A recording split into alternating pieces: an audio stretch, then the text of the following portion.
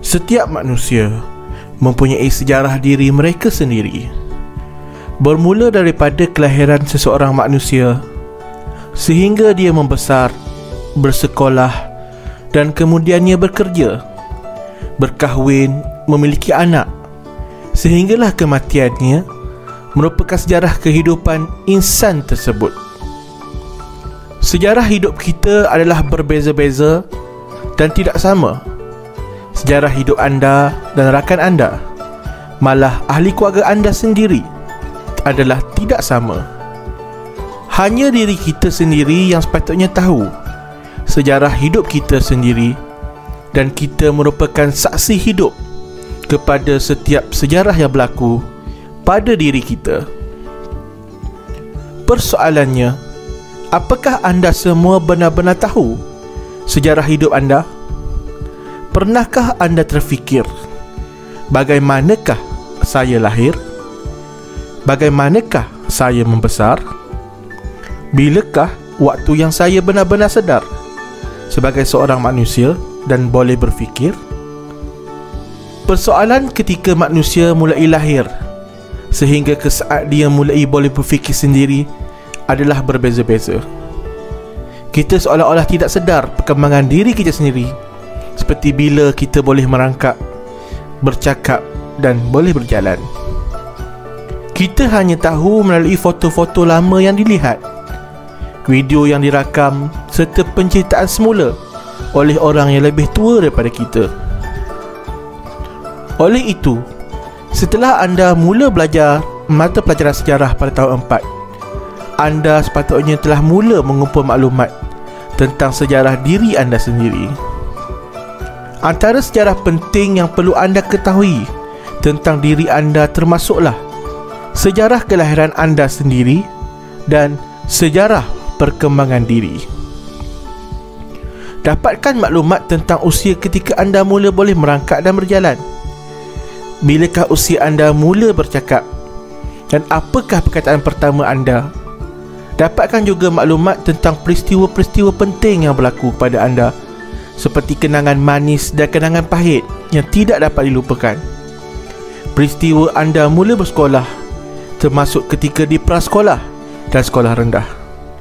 Pada usia berapakah anda mula boleh membaca dan boleh mengira?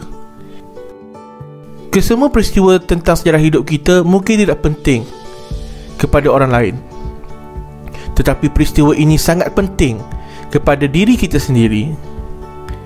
Dalam pembelajaran sejarah, sumber sejarah sebagai satu bukti sejarah adalah sangat penting.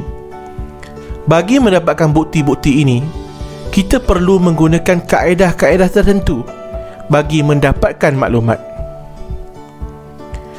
Bagi mendapatkan maklumat tentang sejarah diri anda, terdapat beberapa sumber sejarah yang boleh anda rujuk.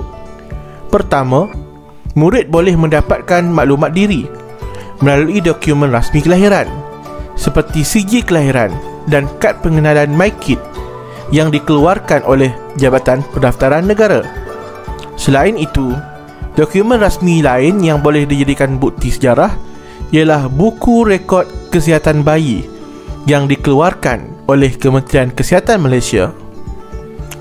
Sijil kelahiran atau turut dikenali sebagai surat beranak merupakan dokumen rasmi selepas seorang bayi warga negara Malaysia dilahirkan.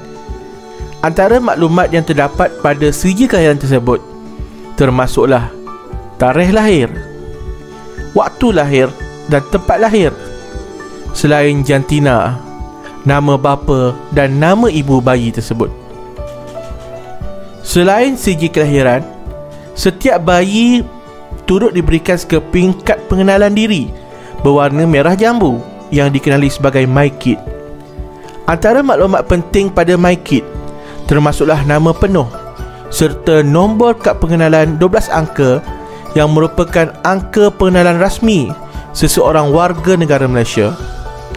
Kad pengenalan MyKid ini akan digunakan sebagai dokumen rasmi sehingga seseorang itu mencapai usia 12 tahun.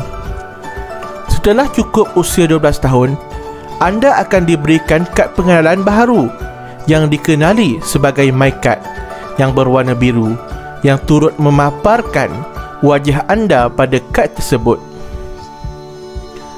Dokumen pengenalan diri rasmi ini termasuk sijil kelahiran, kad pengenalan MyKid dan MyCard adalah sangat penting bagi membuktikan anda merupakan warga negara Malaysia yang dapat menikmati segala kemudahan sebagai rakyat Malaysia, seperti pendidikan secara percuma di sekolah, kesihatan percuma di hospital kerajaan dan pelbagai keistimewaan yang lain.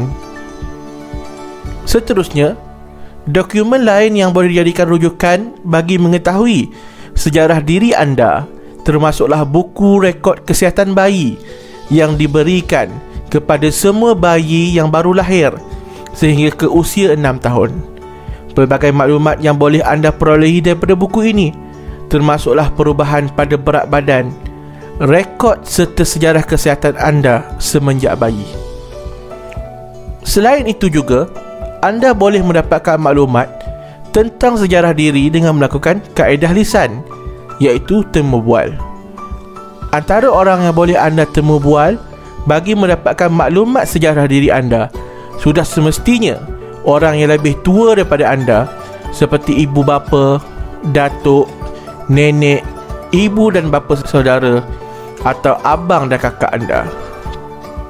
Catatkan segala maklumat sejarah yang diperolehi dalam bentuk transkrip dialog.